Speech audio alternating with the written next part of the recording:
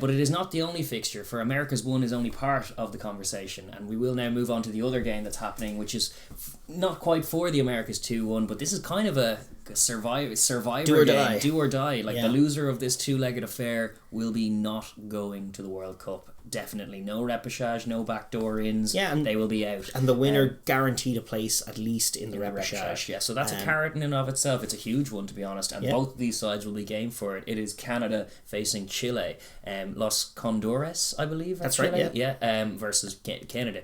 And that is going to be taking place. It is in Canada, as we said. It's the home legs are going to the North American sides for the first one. It's going to be in West Hills Stadium in Langford, and it is on Sunday, 3rd of October as well. Referee Chris Busby, also of the IRFU, a couple of Irish refs for these ones. The assistant referee Sean Gallagher, he is also Irish, so he's Gallagher. Yeah, of course he is. Assistant referee then Mo Chaudhry of Canada, and Chris Asmus in the TMO as well. So we have Chris and Chris with the whistle and in the TMO, one Irishman and one Canadian there taking control of the game. It's obviously the first leg of this. It's limited how much we know. We did watch Canada in their two-legged affair against the US recently. They did very, very well in that opening game.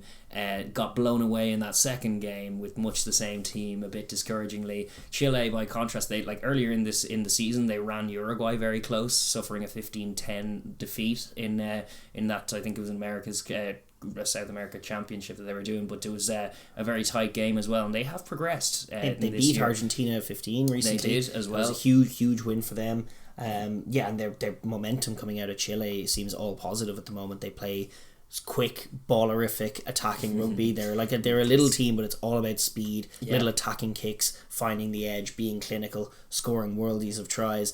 Which are their best Canada are as well. This is why this more so than a clash of styles. This could just be two quick teams who like to try and run the ball around, throwing the ball around, and if weather permits them, it could be a very open, fast-paced game on a dry track if it is at all. And then it'll just be the better team that wins on the day, the ones that can stick their passes, the ones that do manage to sit the opposition down, the ones that don't make as many errors, because there might be a few errors with a high tempo game amongst tier 2 sides, let's be real. But yeah, I'm just excited for this because it could take a very very exciting shape out there, both of these sides matching up with offensive intent. Yeah, the Canadians have named their team, and there's some decent talent in there. Spencer Jones, I think the boy from New Zealand who made his debut over the US games, who looked very, very exciting from 12. Peter Nelson from 10 also. They when they're at their best, they run a nice tempo and play some. They can find some nice tries. Even Ross Browd, the South African scrum half as well. When they're moving the ball well and getting over the gain line, they actually look like quite a competent rugby team. Yeah, when they can get Cooper Coates on the ball in space out there, he moves very well, and those wingers glide with him, and they run ambitious tracking lines and try and score. At their very best, they score very pretty tries. At their worst, they give them away. Yes, indeed. So, they can lose the head sometimes, and things can snowball on them when they're outmatched, and then they can have very little. They're not the most physically abrasive side on defense, but they do have some good players. Their captain Lucas Rumble, he very much lives up to the name. He rumbles very nicely in possession. He carries very well. He gets them over the gain line from 6. True. And they have a few players like that. In the first game against the US, when things went their way, they were able to nick a few lineouts off them and cause chaos in that area. They were the more sharp team around the board. They were more game to that, and if someone could bottle whatever the juju was that they had in that contest and feed it to them here, because they need a bit of that. It was an emotionally charged performance as well as an accurate one, and I think they'll need both, because Chile are not to be underestimated here. Certainly from a Canadian point of view, there's a lot of danger out there, and they will not be keen to. We've been highlighting it before. They've actually never failed to qualify for a Rugby World Cup, Canada, which is a very impressive stat for a tier 2 side to boast.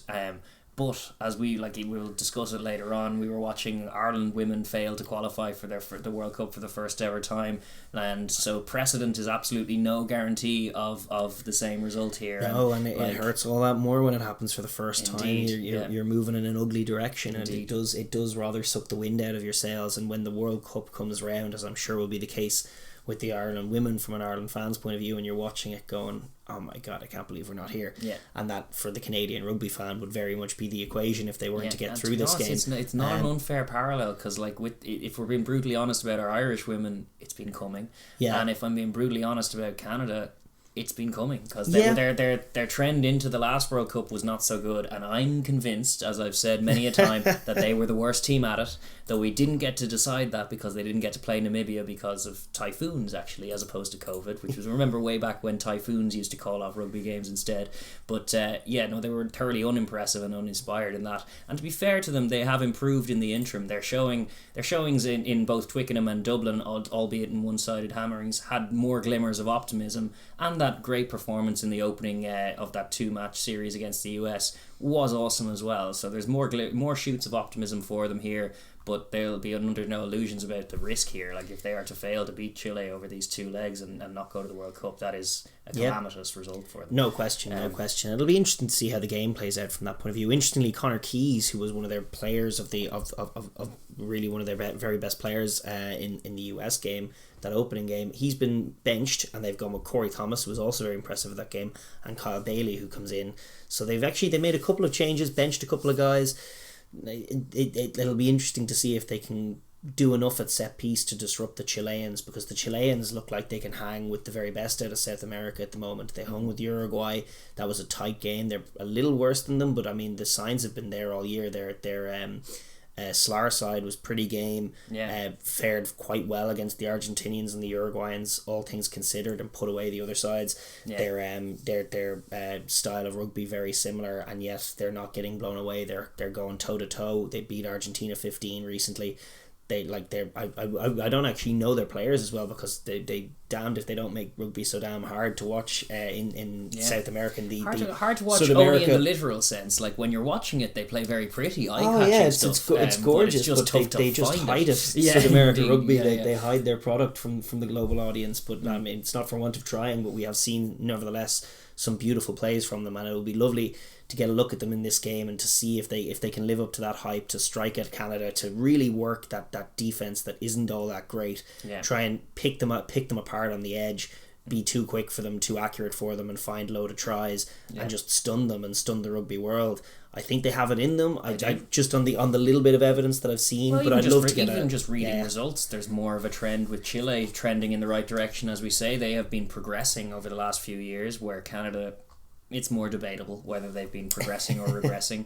It depends when you cite it from. But from Chile, I would hope that they will look to play their game by running it around, and they'll hope that they can just be more accurate, because if they can get into a shootout, like the Canada's offense can look pretty at times, but as I was saying, like, there are as many tries for the opposition that it creates, if not more, than the pretty ones that it creates for itself. If they can apply defensive pressure and get up in the line, they should be able to shut them down and turn them over, perhaps, and strike even. So your call is Chile. I want to get to know these Chilean players, so I'm looking forward to watch this match. This is it. I find it. I've seen so little of Chile that it's an out there statement to say that they're going to win in Canada in the first week. But the same thing is true of this game as it was for Uruguay. The fact that it's away from home first up means that they'll know that if they can just stay within that striking distance, even if they're score down, like a losing bonus point win, for want of a better term, is still a good result.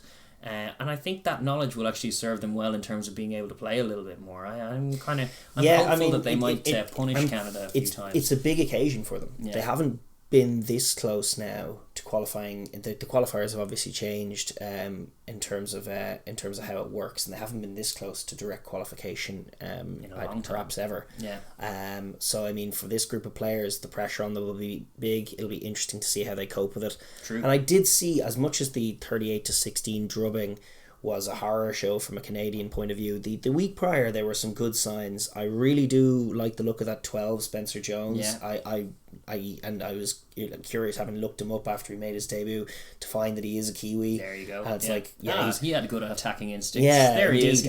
And Peter Nelson's form is good, and it's possible that they could. Looks good. If they can make it about that, it's possible they could find tries. It is, but what I would say is that holding, from Chile's point of view, holding that Uruguayan offense, which we know is better than the Canadian offense, to 15 points does bode very well for them. Yeah. So I'm between two minds in it. I've been talking about the rise of South America for so long that it seems crazy to call this one for Canada.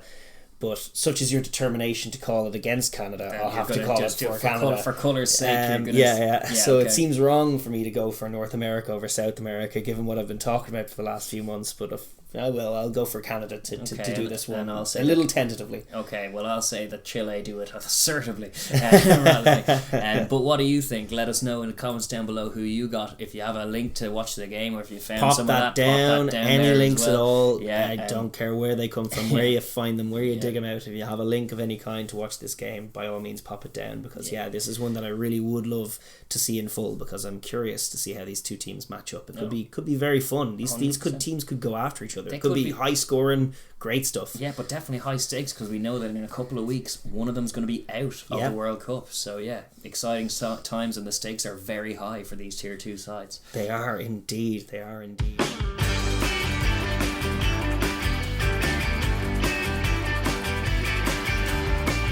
Thank you for tuning in to the Overlap Rugby podcast. If you enjoyed what you hear, please like and subscribe, and leave a comment down below as well. We enjoy hearing your opinions too. Thank you.